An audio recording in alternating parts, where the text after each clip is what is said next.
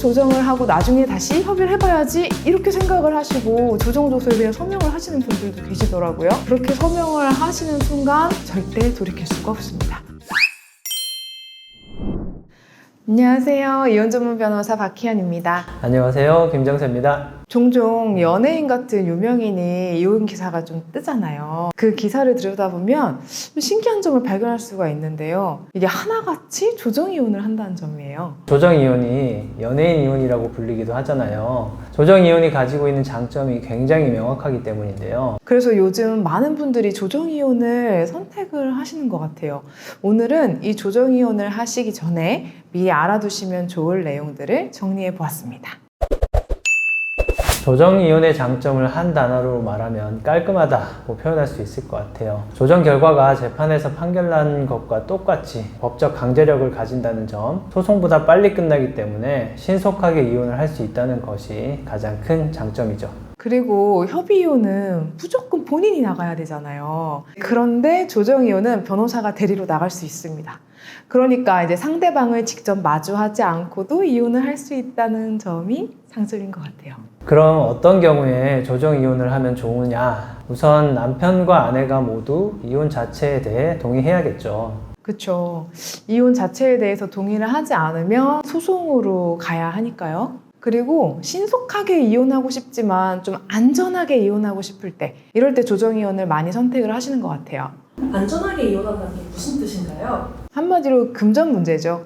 예를 들면 그러니까 협의 이혼을 하면 재산 절반 줄게, 뭐 자동차 너 줄게, 뭐 이거 줄게 이렇게 말로 약속들을 하지만 상대방이 나중에 가서 이제 변심하고 안 줄 수도 있어요. 그리고 이혼할 당시에는 위자료 뭐 청구하지 않을 거야 이렇게 얘기했는데 이혼하고 몇 년 지난 뒤에 갑자기 상대방이 위자료 청구를 하는 경우도 종종 있단 말이에요. 왜냐하면 협의이혼은 정말 이혼만 딱 시켜주는 거고 재산을 어떻게 나누든 법원이 개입을 하지 않거든요. 근데 하지만 이제 조정이혼은 재산을 어떻게 나눈다, 위자료는 어떻게 한다 이렇게 딱딱딱 조정조서에 남긴단 말이에요.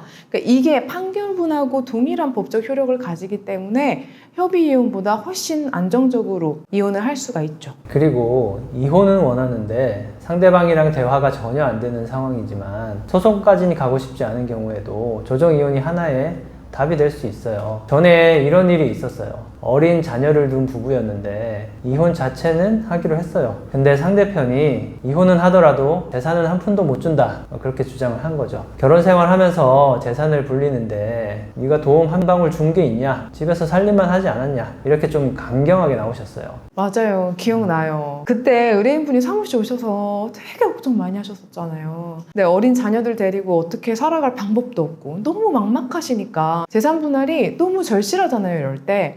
근데 소송으로 가자니까 이제 아무래도 자녀분들이 마음에 걸리셨던 것 같아요. 아이들이 상처받을까 봐 좀 걱정되셨던 거죠. 그렇죠. 애들이 이혼 자체도 어떻게 받아들일지 알 수 없는데 엄마 아빠가 소송하는 걸 보여주고 싶지가 않으신 거죠. 그래서 조정이혼으로 진행하기로 했어요. 우선 상대방 재산에 가압류 걸고 조정신청서도 소장처럼 작성해서 내면서 조정이지만 마치 소송처럼 진행했거든요. 애들도 키우는데 재산 한 푼도 안 주고 그러면 애들이 어디서 사냐? 생계가 어려워진다. 재산 절반 달라. 요구를 한 거죠. 그렇게 해서 당초 상대방은 한 푼도 안 주겠다고 했지만 재산을 50% 가까이 얻어내는데 성공했어요. 무엇보다 소송을 하지 않고도 원하는 결과를 얻어낼 수 있어서 자녀들이 더욱 상처받지 않도록 지킬 수 있었다는 게 가장 큰 성과였다고 생각합니다. 그런데 이제 조정이혼을 할 때 조심해야 할 점들이 있어요. 그 중에서 가장 기본적이면서 중요한 주의사항을 꼽자면 예의를 지키는 거 라고 말씀을 드리고 싶어요. 그거 정말 중요하죠. 왜냐하면 조정기일에 남편과 아내만 만나는 게 아니라 조정위원들도 같이 만난단 말이에요. 그런데 남편과 아내가 서로 감정이 상해 있기 때문에 조정을 하다 보면 이제 날카로운 말도 나오곤 하거든요.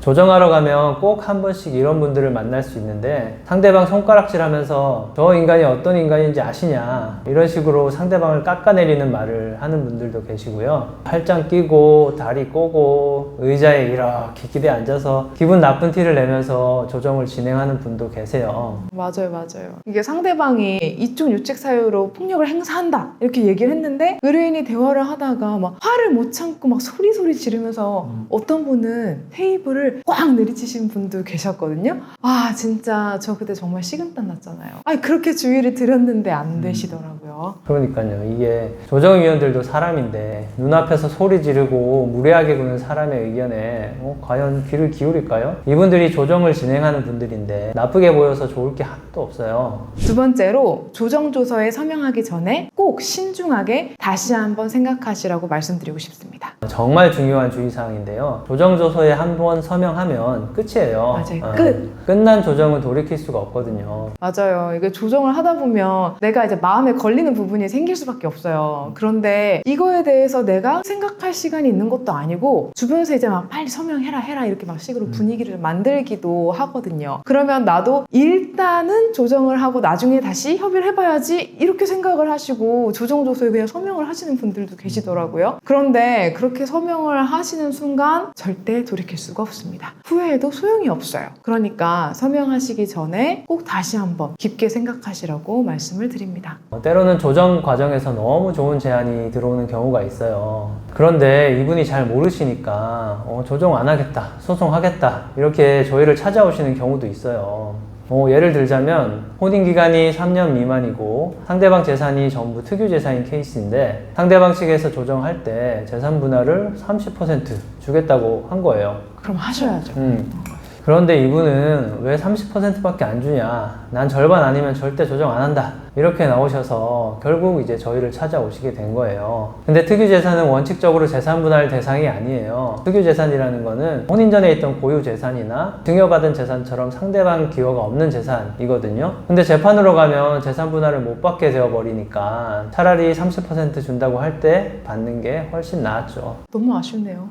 근데 이런 상담 종종 들어오는데 변호사 없이 당사자들끼리 조정을 하시고 나중에 이거 어떻게 하느냐 이렇게 찾아오시는 분들이 꽤 계세요. 근데 조정 끝나고 나서 주변 얘기를 좀 들어보니까 내가 한 조정 내용이 이제 너무 안 좋았던 거죠. 뭐 예를 들어서 그러니까 내가 일반적인 경우보다 좀 훨씬 많은 재산을 배우자한테 줬다든지 아니면 양육비를 괜히 안 받기로 했다든지 그런데 그렇게 조정을 끝내고 찾아오시면 이게 변호사도 정말 해드릴 수 있는 뾰족한 수가 없어요. 그래서 마지막 팁이라고 한다면 조정 이혼을 하실 거면 꼭 변호사 상담을 한 번쯤은 받아보시라고 말씀드리고 싶습니다. 조정은 결국 서로 간의 협의점을 찾는 거예요. 그렇기 때문에 이제 내가 원하는 게 뭔지 그리고 어디까지 양보를 할 수 있는지 그게 이제 정말 합리적인지 이거를 잘 알아볼 필요가 있습니다. 조정기일이 지정되면 보통 한 달 정도 여유가 주어지거든요. 그러니까 그 시간 동안 상대방을 자극하지 않고 서로 원하는 바에 대해 잘 대화를 하면 서로가 윈윈 할 수 있는 조정 결과를 얻을 수 있을 거라고 생각합니다. 만약에 조정이용 관련해서 더 궁금하신 점이 있으시다면 이제 아래 이메일로 질문 보내주세요. 그러면 선정해서 다음 영상에서 답변 드리도록 하겠습니다. 네, 오늘 이야기는 여기까지 하겠습니다.